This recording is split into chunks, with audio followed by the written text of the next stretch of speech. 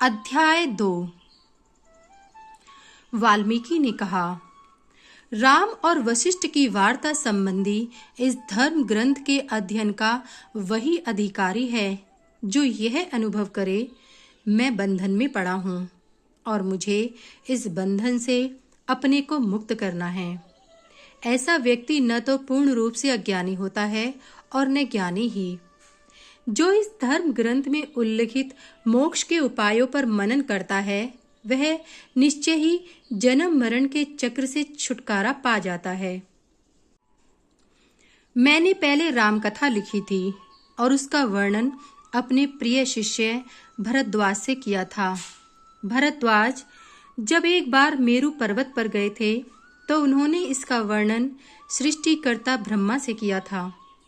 कथा से अत्यधिक प्रसन्न होने पर ब्रह्मा जी ने भरद्वाज से वर मांगने के लिए कहा था। भरद्वाज ने यह वर मांगा, संसार के सभी मनुष्यों को दुखों से छुटकारा मिले। साथ ही उन्होंने ब्रह्मा जी से यह भी कहा, छुटकारा कैसे प्राप्त हो सकता है, इसका उपाय भी कृपा कर बतलाएं।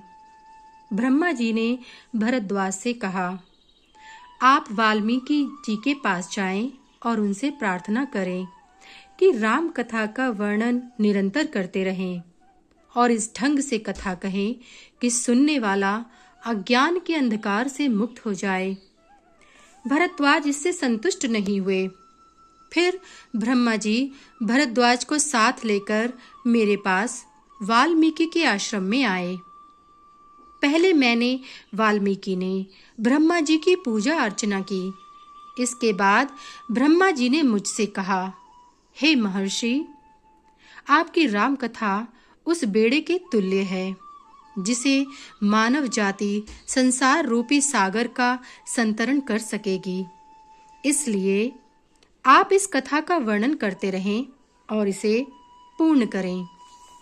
इतना कहकर ब्रह्मा जी वहां से अदृश्य हो गए। ब्रह्मा जी के आदेश से मैं आश्चर्यचकित था। अपने को संभालते हुए मैंने भरद्वाज से पूछा कि ब्रह्मा जी ने आखिर क्या कहा। भरद्वाज जी ने ब्रह्मा जी के वचनों को दोहराया। ब्रह्मा चाहते हैं कि आप राम कथा को इस ढंग से प्रकट करें जिससे सभी अपने दुखों से मुक्त हों।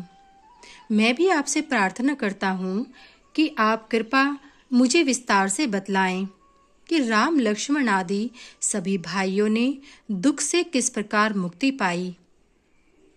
तब मैंने भरद्वाज को वह रहस्य बतलाया जिसके द्वारा राम लक्ष्मण आदि सभी भाइयों ने तथा राज परिवार के अन्य सदस्यों ने भी मुक्ति प्राप्त की थी।